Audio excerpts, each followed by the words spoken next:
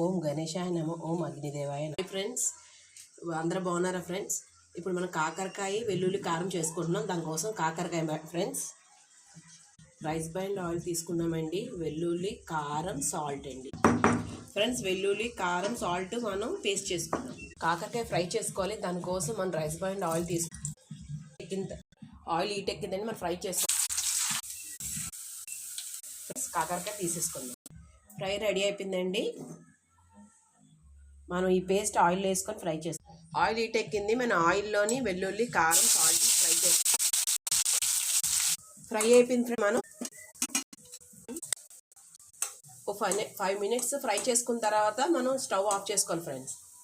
వెల్లుల్లి, కారం, కాకరకాయ ఫ్రై రెడీ అయిందండి. చాలా టేస్ట్ ఉంటుంది. మీరు కూడా ట్రై చేయండి, లైక్ చేయండి. అలాగే మా ఛానల్ సబ్స్క్రైబ్లో కలుపుకొని తింటాను ఫ్రెండ్స్. నేను కలుపుకొని తింటాను ఫ్రై ఫ్రెండ్స్.